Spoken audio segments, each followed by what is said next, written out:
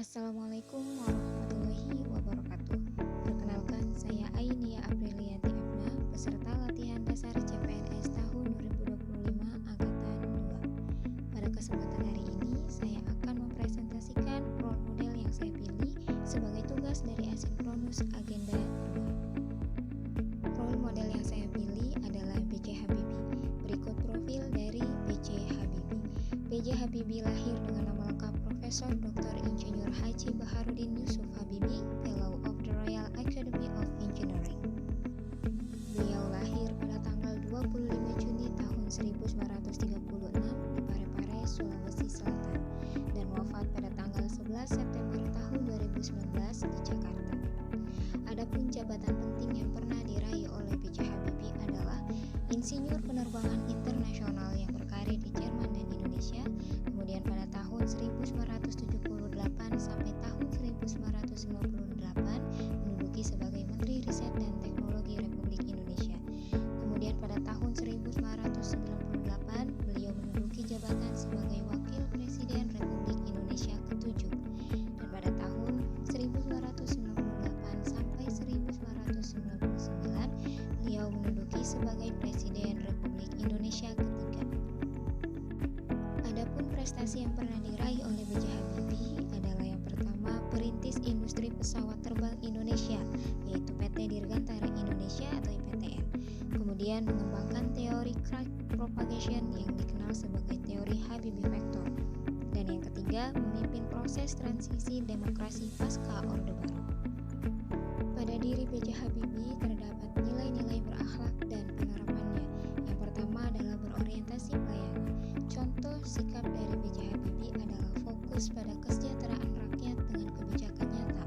Misalnya, beliau membuka kebebasan peran dan mengadakan pemilu demokratis pertama pasca Orde Baru. Penerapan dari berorientasi pelayanan ini dipastikan dengan masyarakat memperoleh haknya dengan mendahulukan kepentingan rakyat di atas kepentingan pribadi atau golongan. Nilai berakhlak berikutnya yang ada pada diri B.J. Habibie adalah akuntabel. Contohnya yaitu berani mempertanggungjawabkan kebijakan pelepasan Timur Timur meski kontroversial. Ia juga transparan dalam pelaporan pertanggungjawaban di MPR. Penerapannya yaitu melaksanakan tugas secara jujur, terbuka, dan berani menerima konsekuensi. Nilai berikutnya adalah kompeten. Contohnya adalah meraih gelar doktor di bidang teknik penerbangan di Jerman dengan predikat summa cum laude, menjadi penemu teori crack propagation. Lalu penerapannya adalah dengan terus belajar, meningkatkan keahlian, dan mengembangkan teknologi untuk kemajuan bangsa. Nilai-nilai berakhlak berikutnya yang ada pada diri B.J. Habibie adalah harmonis. Beliau mencontohkan nilai harmonis ini dengan menjaga hubungan baik lintas golongan dan agama. Beliau juga selalu menghormati orang lain, termasuk lawan politiknya. Adapun penerapan nilai harmonis ini diterapkan dengan saling menghargai perbedaan pendapat dan membangun kerukunan. Kemudian nilai berikutnya adalah loyal. Contohnya adalah meski berkarir cemerlang di Jerman, beliau memilih kembali ke Indonesia atas panggilan Presiden Soeharto demi membangun bangsa. Contoh penerapannya adalah taat pada negara dan berkomitmen memajukan Indonesia dengan pengabdian penuh. Nilai-nilai berakhlak berikutnya yang ada pada diri B.J. Habibie adalah adaptif.